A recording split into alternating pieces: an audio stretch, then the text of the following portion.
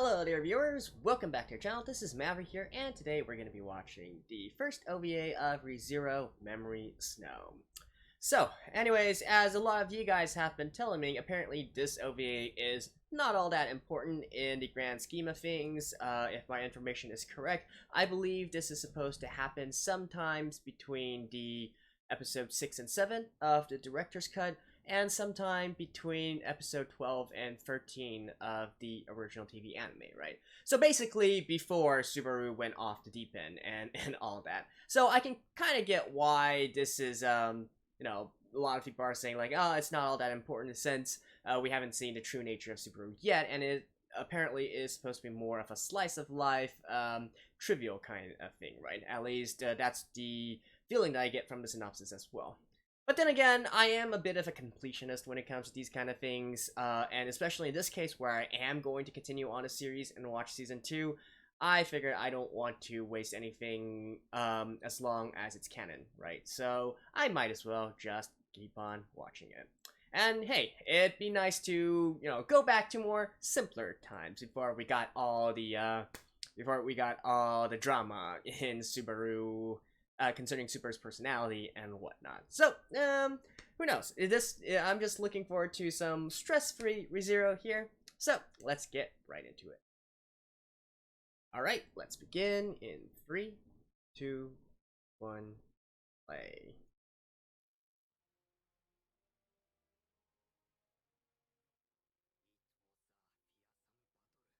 What?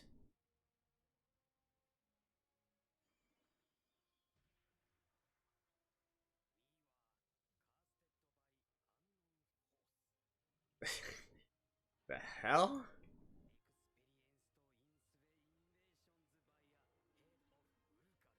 Oh wait, he's actually, Subaru's actually speaking in English. Okay, that's kind of funny.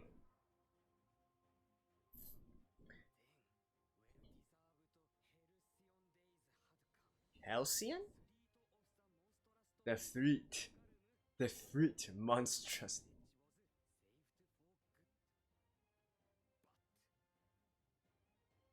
I wasn't really paying attention to the subtitles original at first, so I thought he was actually talking in German or something. Oh.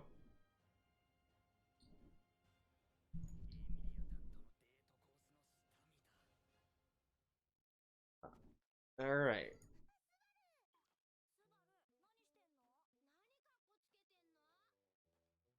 So, I think this is, yeah. This is right after he solved the threat to the village, right? And, when Rim fell for him.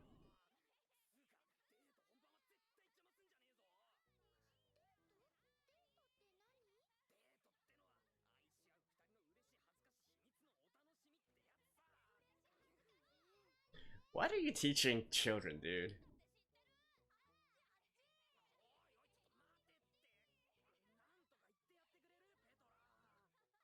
Oh, she's jealous.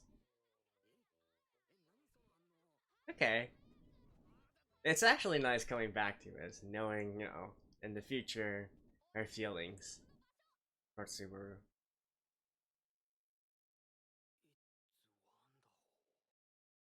Like, quit speaking in English, Subaru.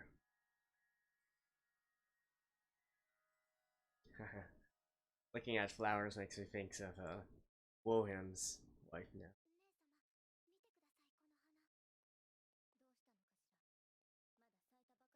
Wilting?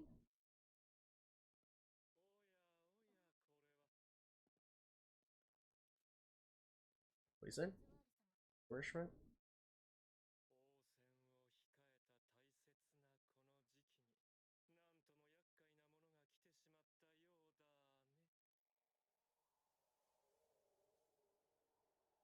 Okay, maybe I was a bit too hasty uh, in the opening, where I said this is gonna be a stress-free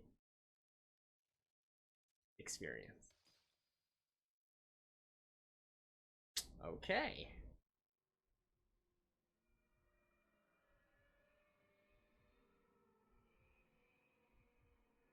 I mean, even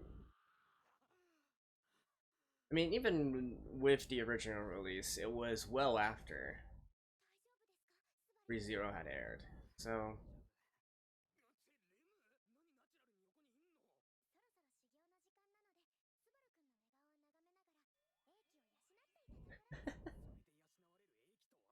ah, Ram.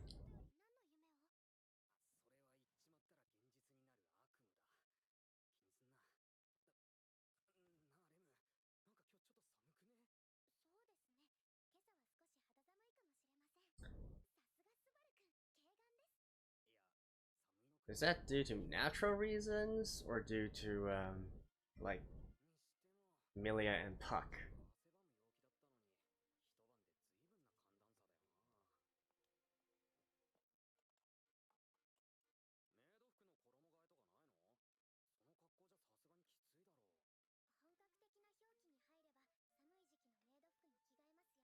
Shopper.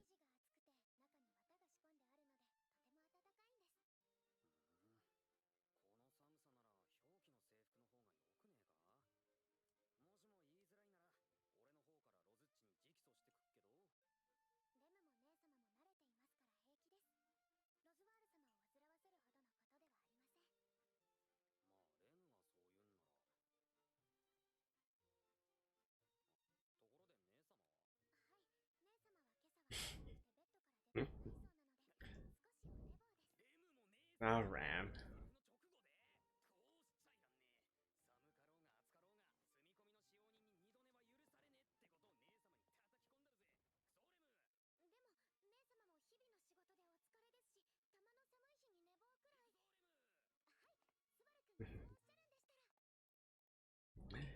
Ram must be like, you traitor!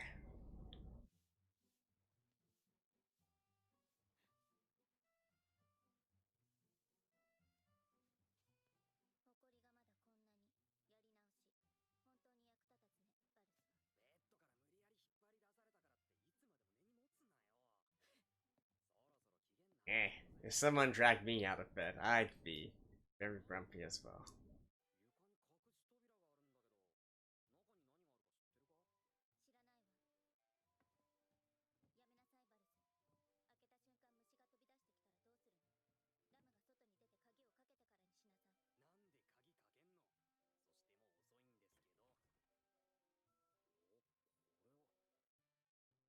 Wine cellar.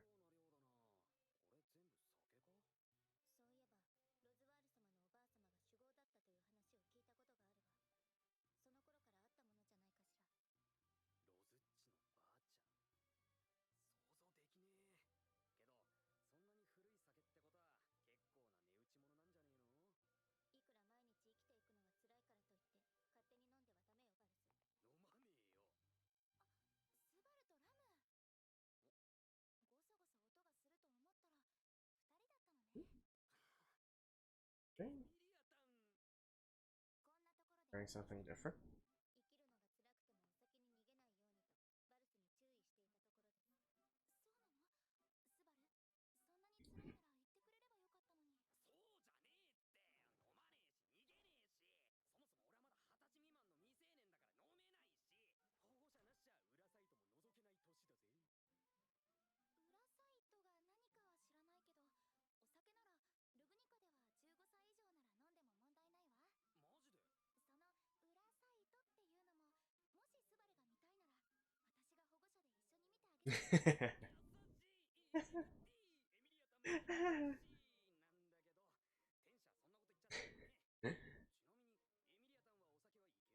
Hmm. I identify with Ram. I totally identify with Ram.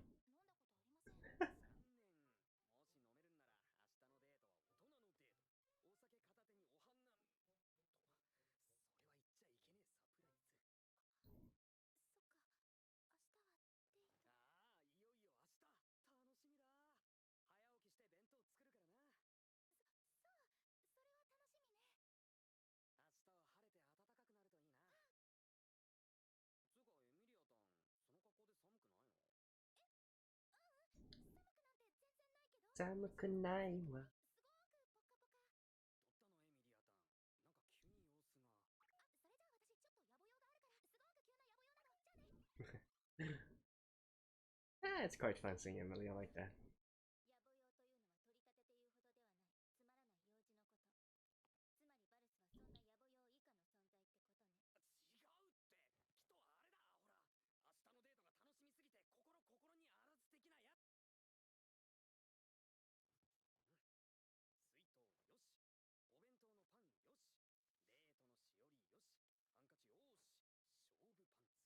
Lucky underwear.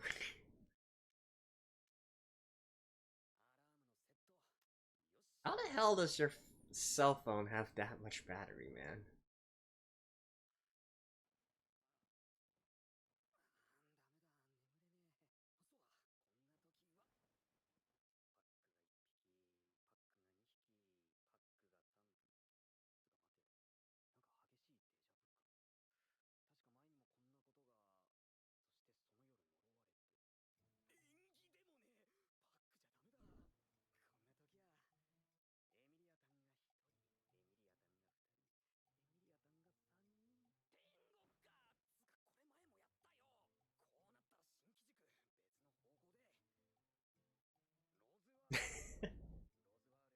Okay.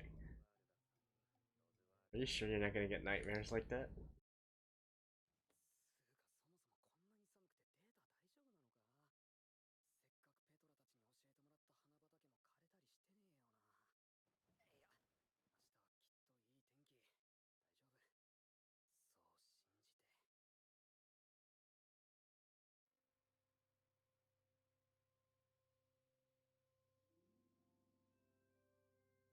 No.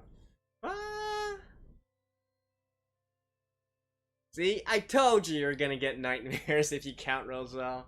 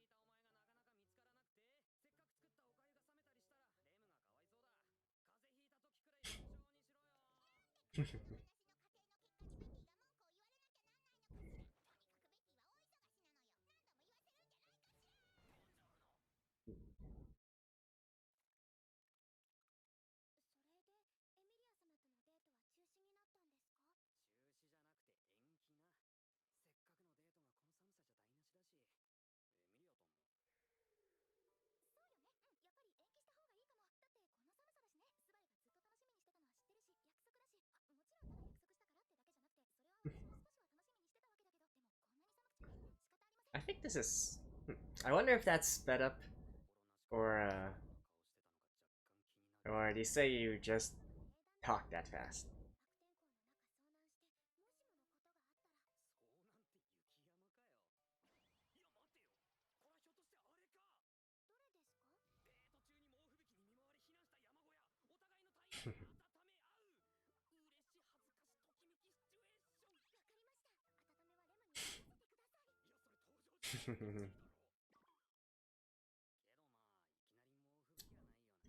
Ah, wow.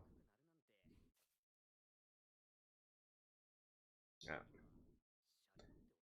Turn to ice? Holy shit, that's real cold.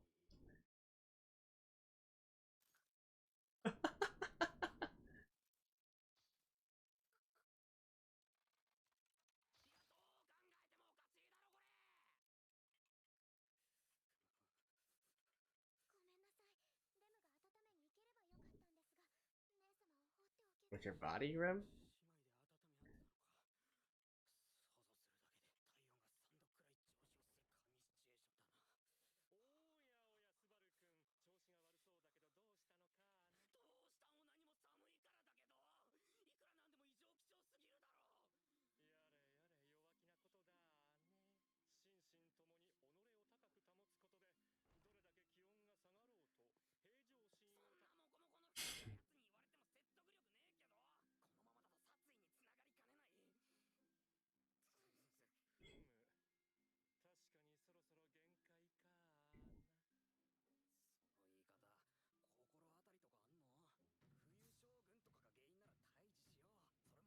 Wait, is that a reference to Konosuba?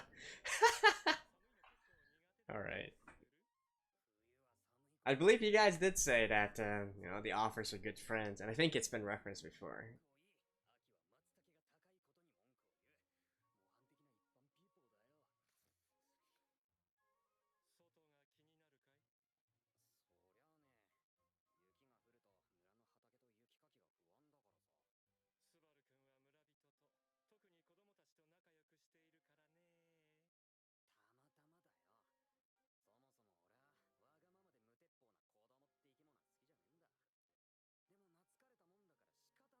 Sure, sure, sure.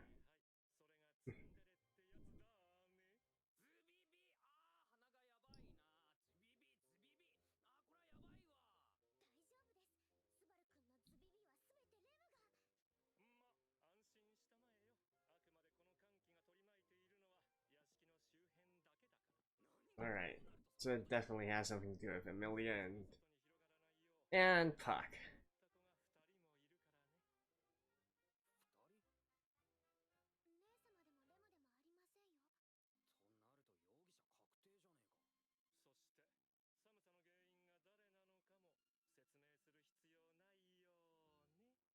It's like Emilia on her period or something.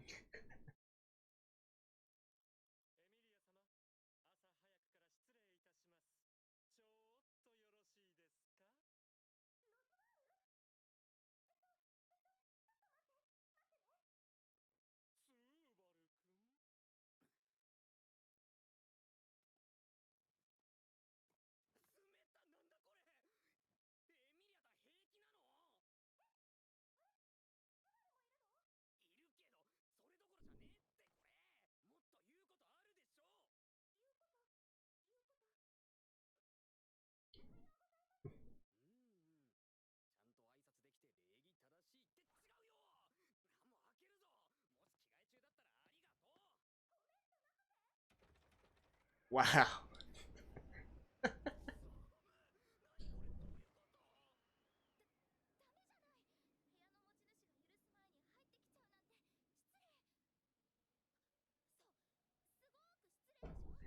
Alright, so I guess Emilia's Elsa now?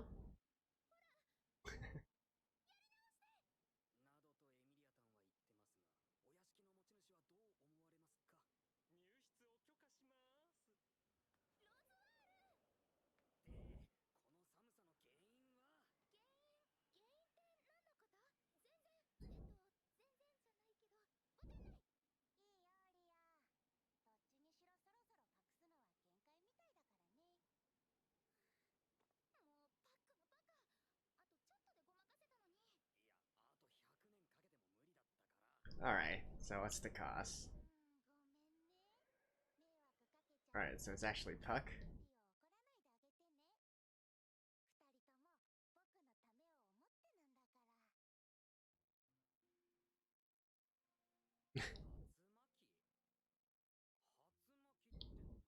Okay, so it is appeared in some sort.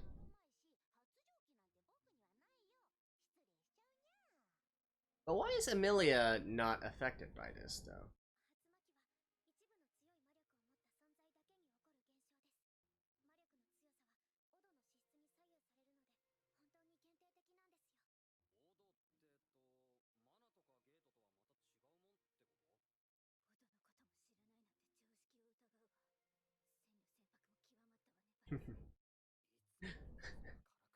I don't know why, but I love Ram's character so much.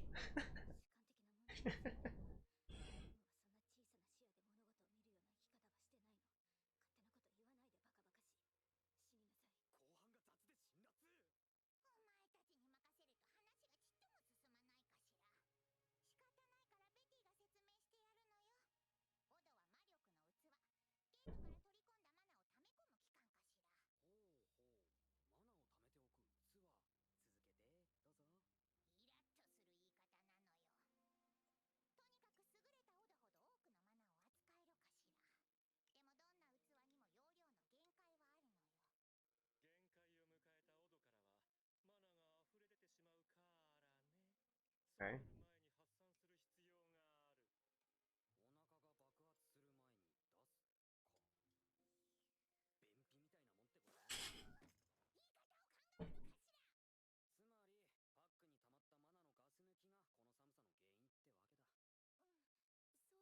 Is there no other way to expel this mana?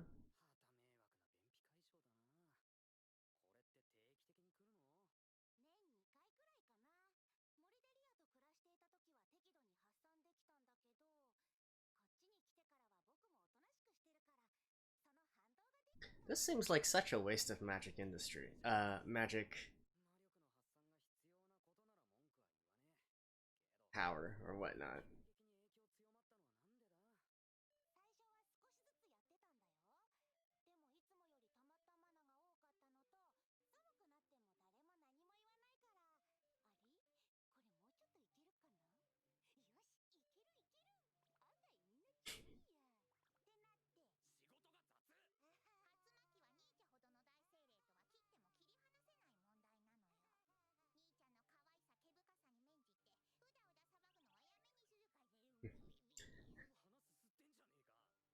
I mean, there has to be like a more productive use of all this mana.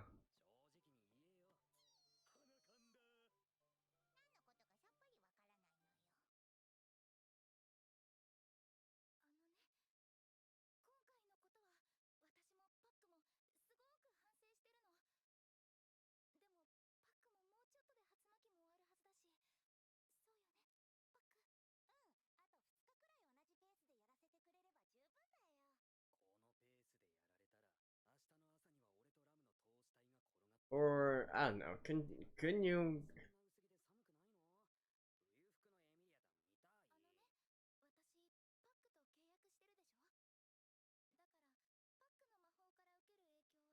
Huh. Well, that certainly can.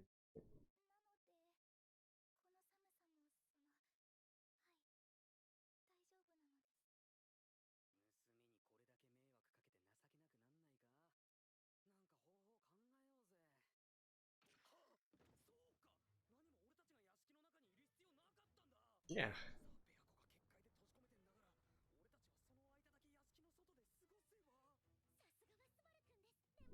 Wouldn't that be the obvious choice?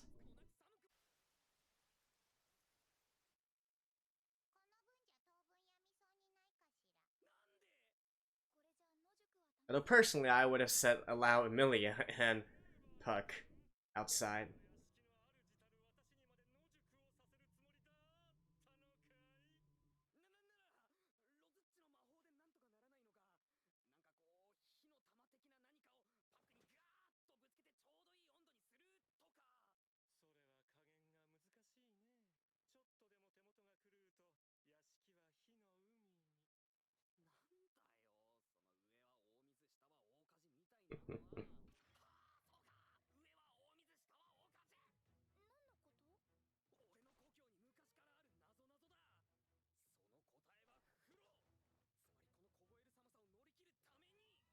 Hot Springs?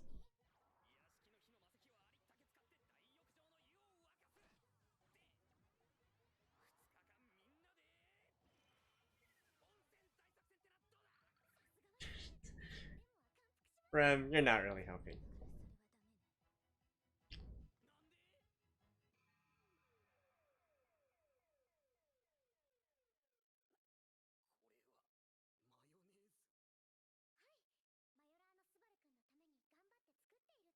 What?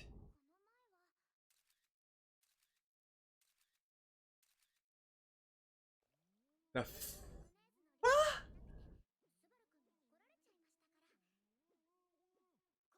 What? What the hell happened there?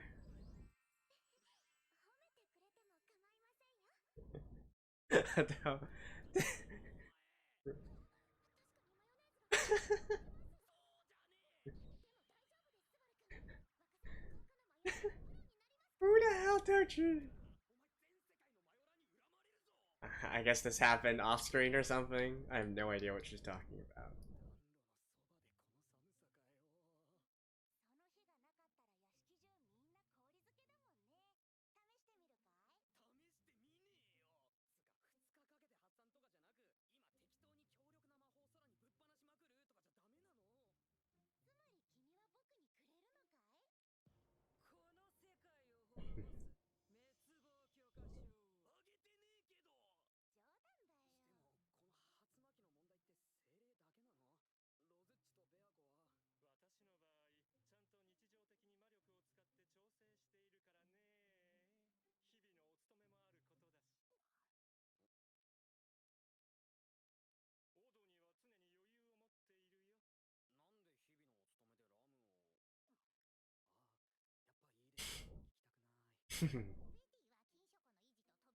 Yeah, couldn't they just ask Puck to... Although I guess he can only control temperature, but...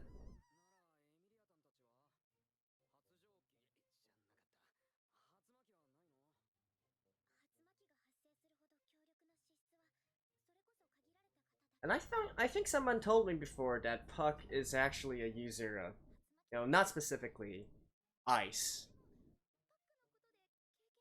but rather temperature regulation.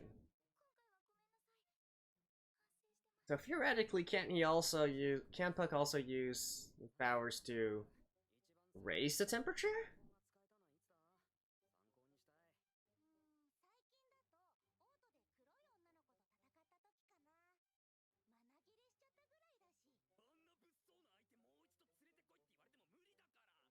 I mean, the power that Puck used then wasn't exactly all that impressive.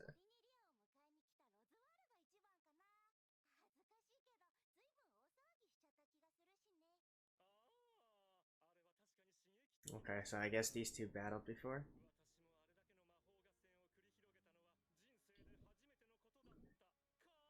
I mean, the scale here is really,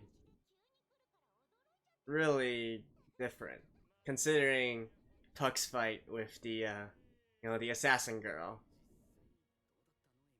And then right here, with Roswell. Like, there's a huge difference in scale here.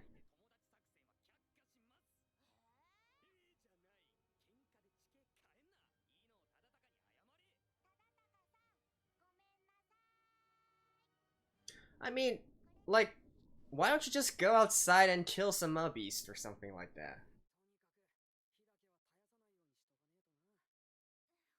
I don't know, there's just something that doesn't sit well with me. Wasting mana just by releasing it or whatnot. Or heck, is this like maybe a world that can allow you to imbue mana into magical stones, something like that?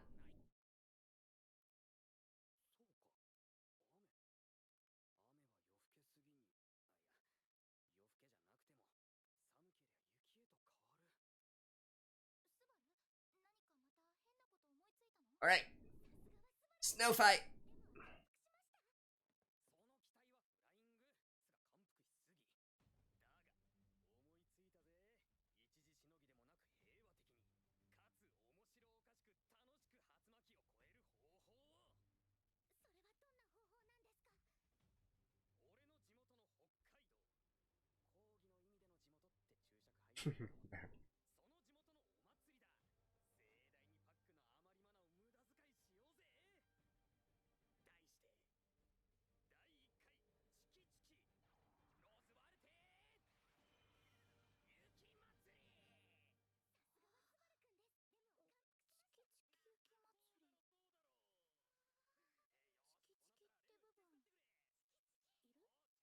That's what you're focused on?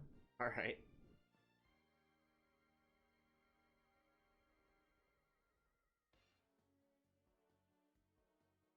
What the...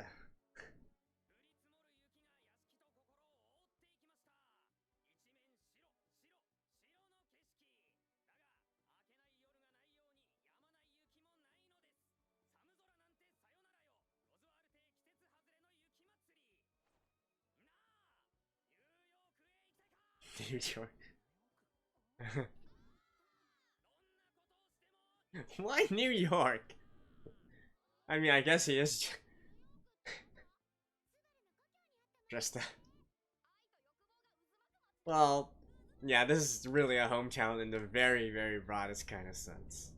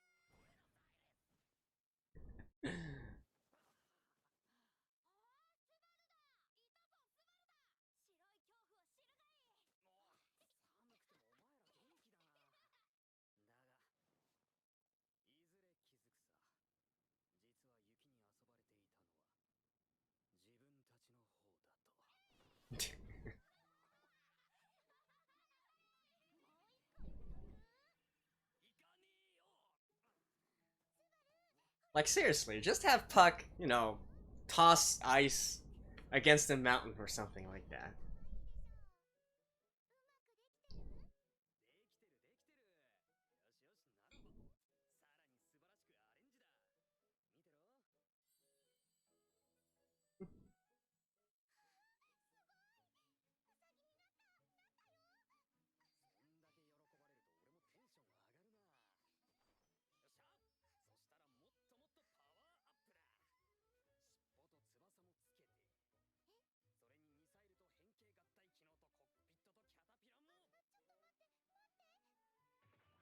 Whoa.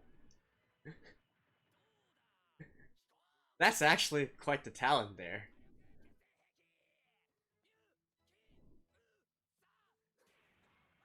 Nice one.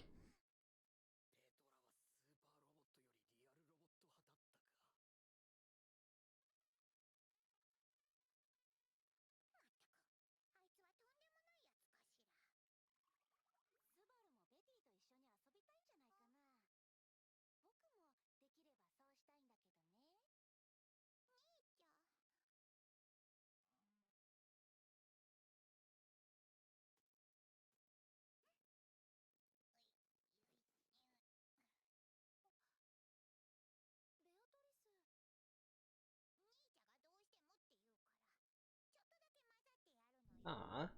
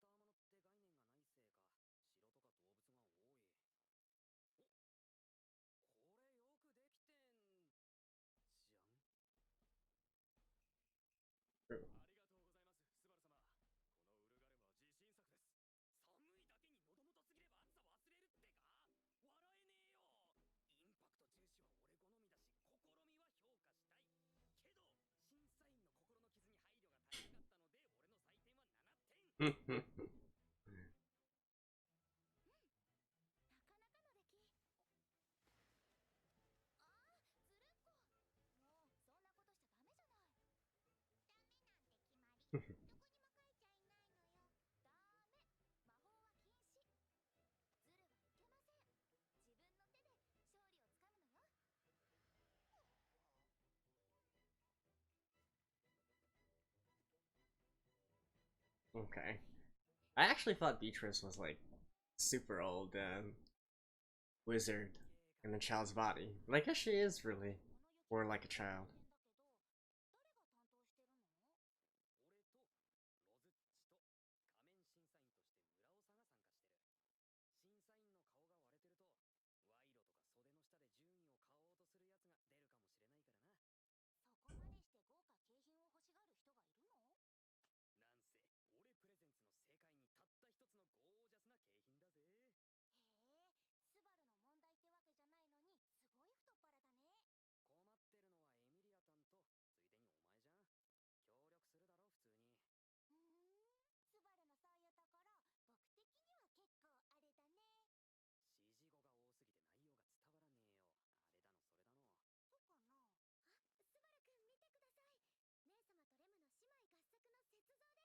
Is it?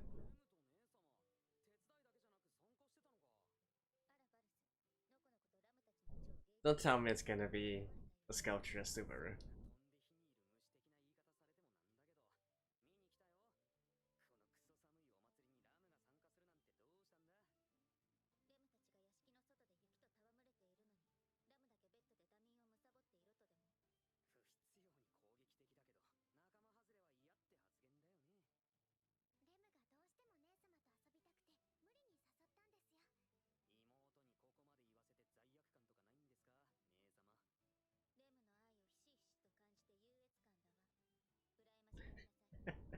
I really love Ram.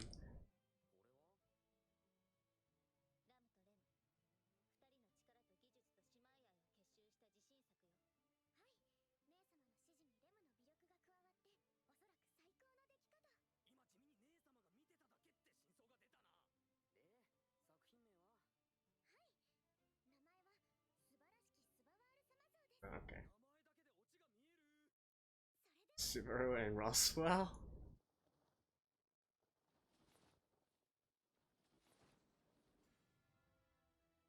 Well, I gotta say, that's not half bad.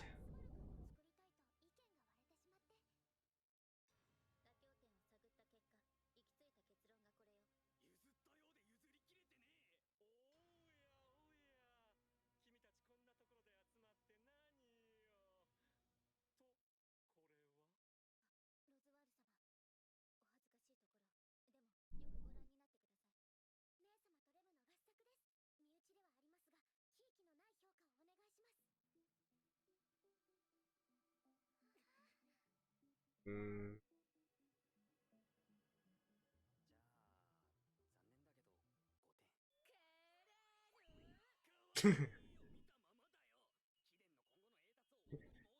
Why?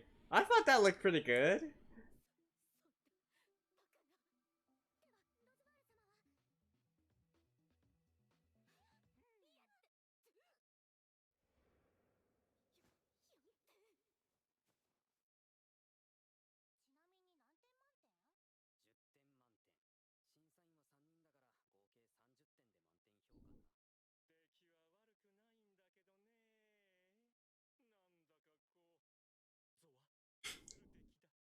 Can just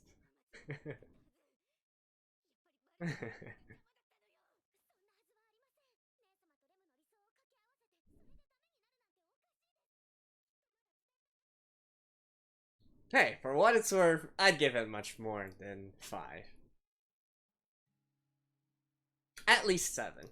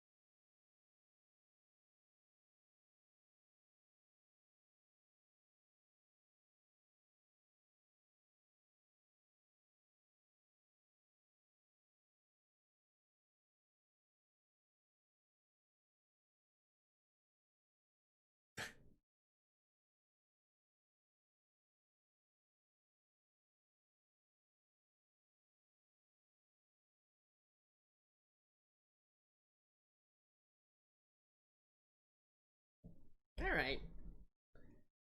So I guess it did turn out to be pretty wholesome. A slice of life after all. Oh damn, that was a pretty good sculpture. By old grandma there.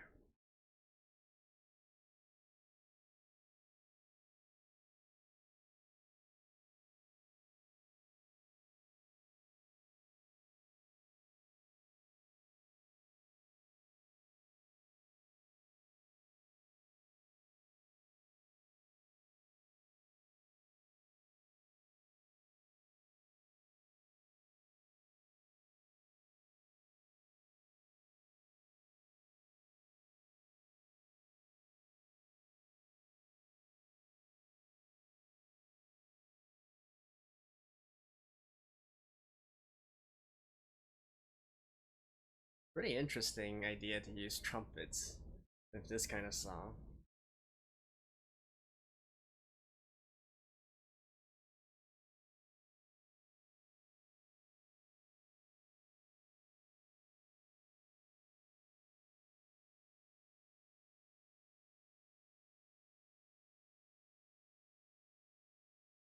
Was 9 points combined? Fuck.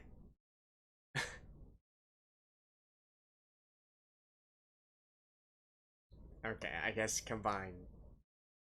Combine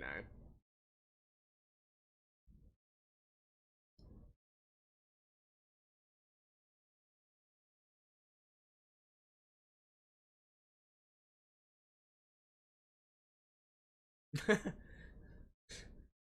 Wait, wasn't that technically Subaru's? I guess petrol on then?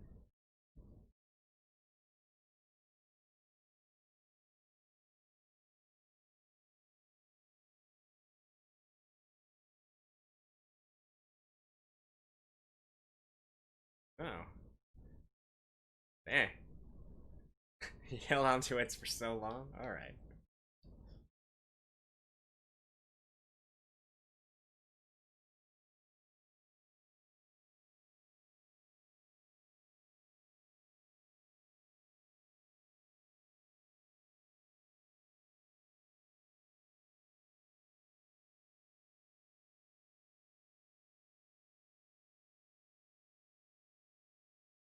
I can't believe there wasn't any snow fights.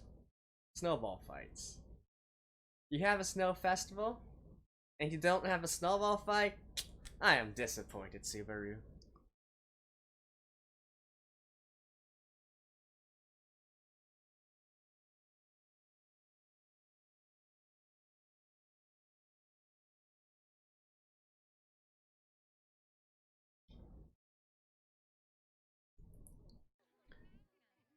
I guess those were the wine that he found.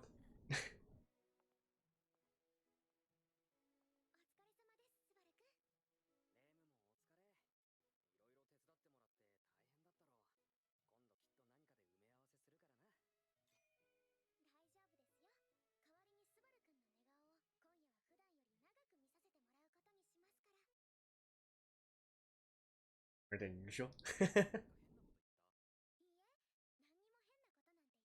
Hmm.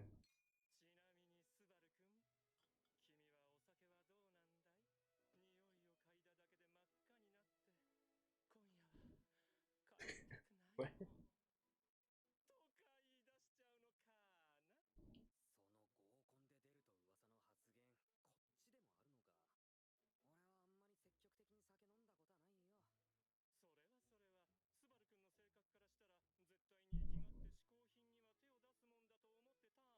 Oh.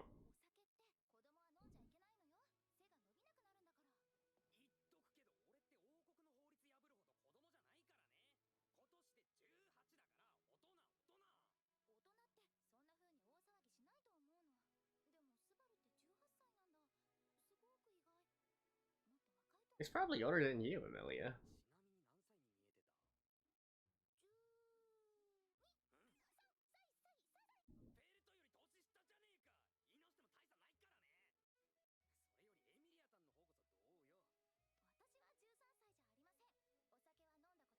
$16?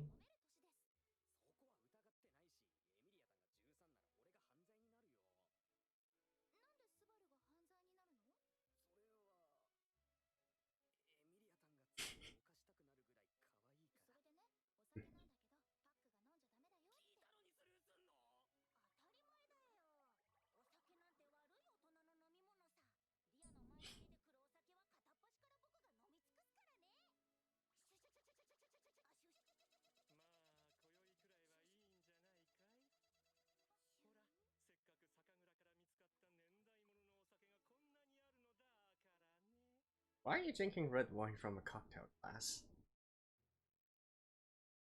Right. Good question.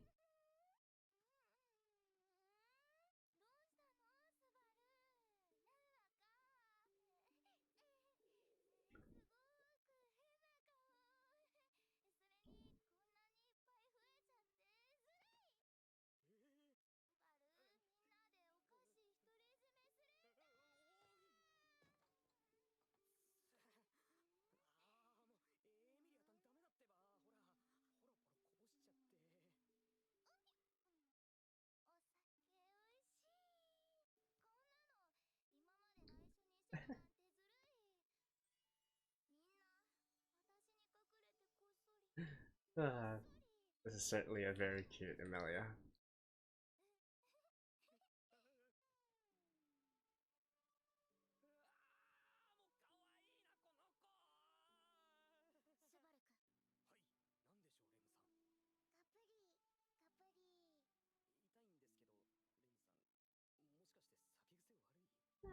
Just jealous. Wait. Does she also?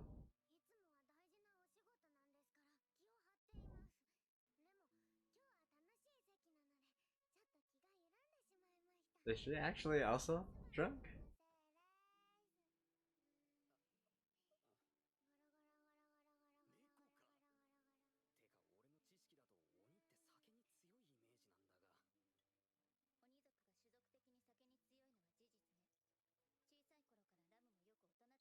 Damn, Ram has just been guzzling it down. Like nothing.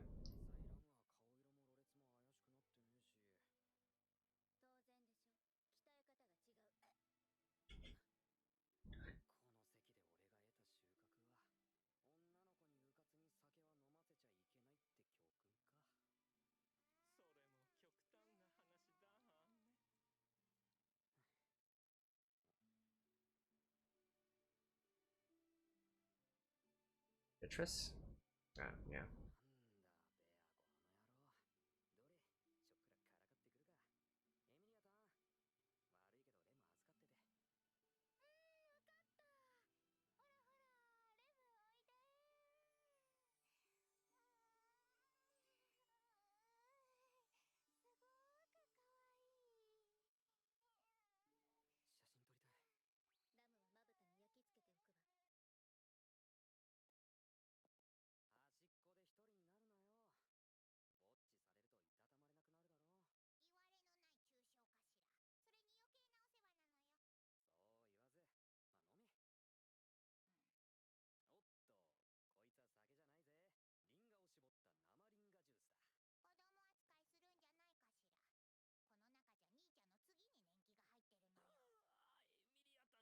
Okay, so yeah, she is pretty.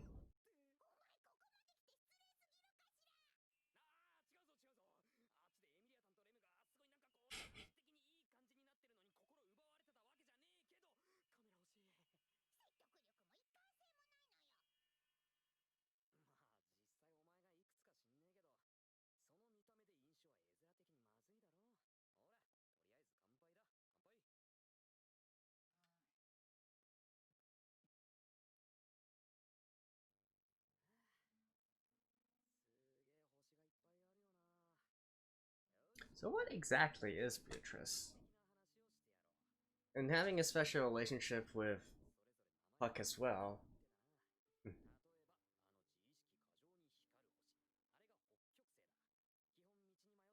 They're gonna turn out that Beatrice is actually a spirit?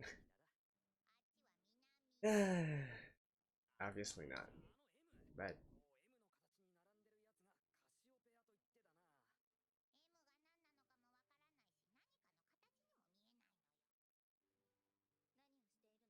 I don't think the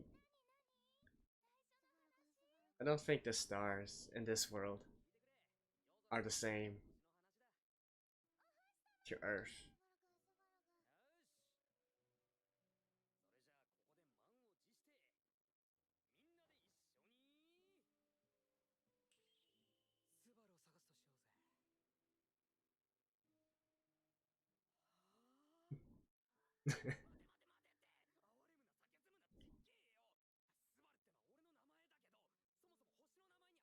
Ah,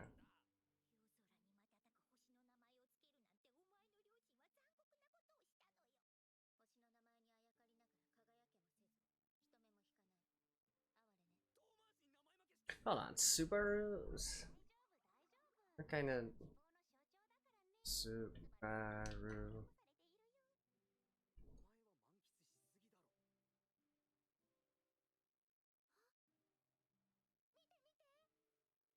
Hmm.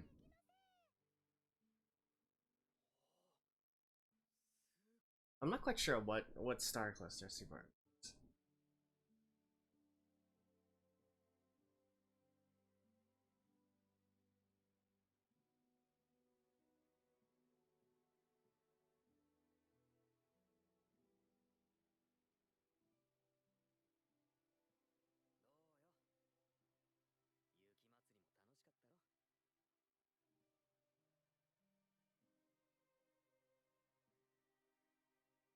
Hmm.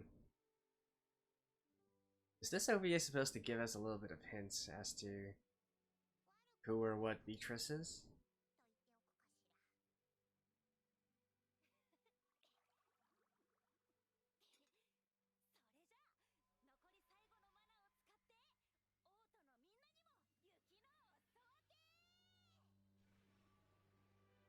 Fireworks? Oh, no. Just snow.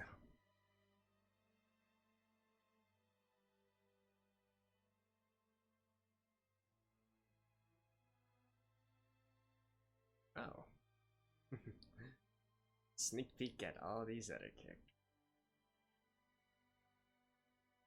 Actually, I think, well, technically not a sneak peek, right? Because this happened after the second half of the season. You guys as well? Alright.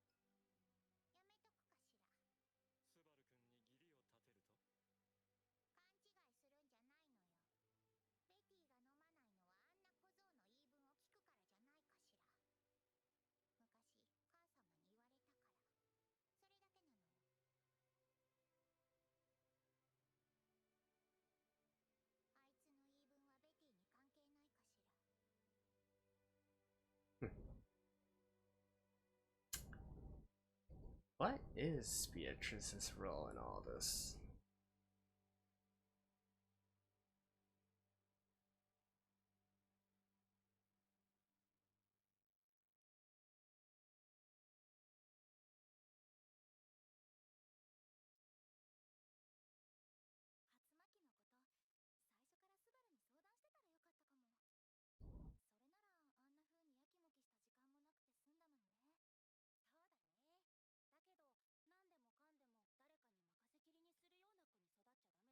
I mean, there had to have been better methods of doing this rather than limiting it to the mansion.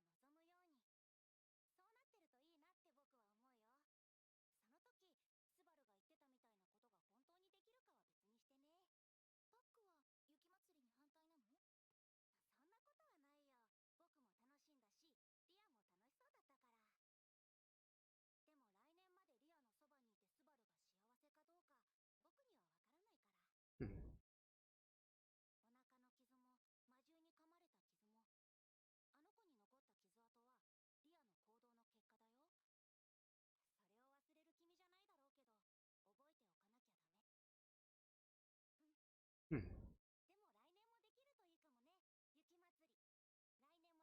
I guess this is also a foreshadowing of what's been weighing on her mind.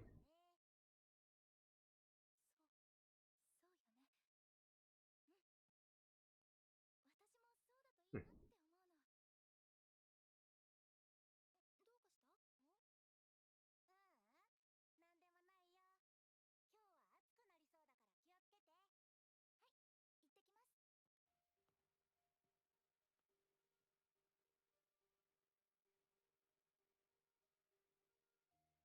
Oh, we're still going on the date?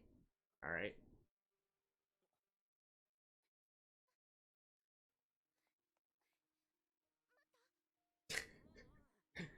And of course, you gotta have the Shay.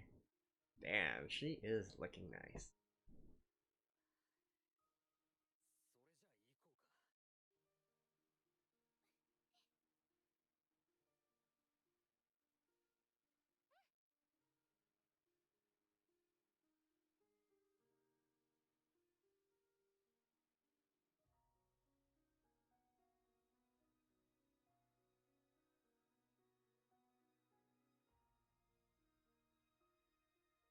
So, the end?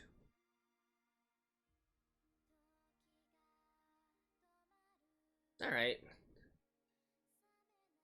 I do kind of feel like there might be a little bit more after this, though. So, I'll skip forward for this, and if there's nothing else, I'll see you guys right after this. Alrighty, so that was the first OVA, Memory Snow, and I like that we have a little foreshadowing of the future there in the end, right? In regards to Emilia's worries, her doubts that are nagging at her, especially in regards to Subaru, how she feels she's sort of indebted to him, which all culminated into the big fight between them, which I believe literally happens next episode after this, right? If it was in the director's cut, it would be episode 7. If it was in the TV episodes, I think episode 13, which should be directly after this. So they should be traveling to the capital directly after what happens here, right? And I like how they also have, during the last few scenes, they have a little bit of a whole gang coming together, right? With all the various candidates, even the witches cult as well, etc., etc. And not only that, we also do have some hints of other things to come as well, such as, for instance, Puck's powers, how he literally has the ability to maybe destroy the world. I still think that, like, that's kind of an exaggeration, right? But, we know that he has much more power than he has shown so far, right?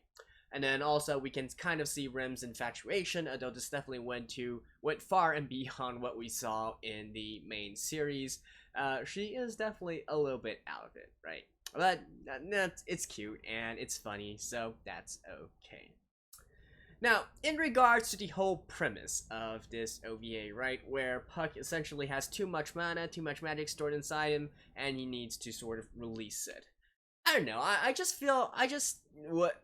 During the entire the entire starting portion of this episode of this OVA, I was just like, really, you couldn't find another more productive way to use your mana, right? Like, hell, there must be some place within the country that could use some terraforming, like maybe use your powers to mine out some minerals or whatnot, right? Or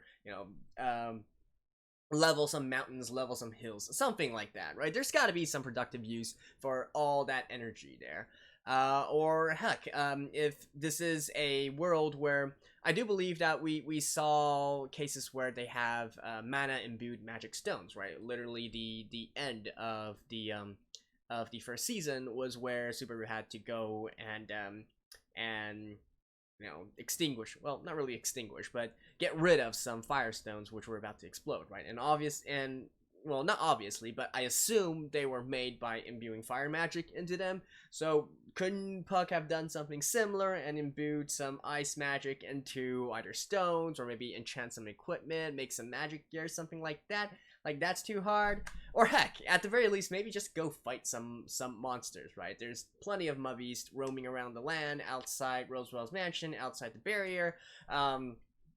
We know the existence of super monsters like the White Whale and whatnot. Surely there is some use for all that mana, right? I don't know, maybe I'm approaching this a little bit weird, but I just feel like it seems so wasteful to just allow all of that magic to leak out, and then not only that, but also create a nuisance for everyone, right? So, I don't know, I would have definitely been suggesting some more productive uses for that. But then again, that is just a choice, right? And obviously, without that, we wouldn't have this sort of, this funny situation right here. So, that's that.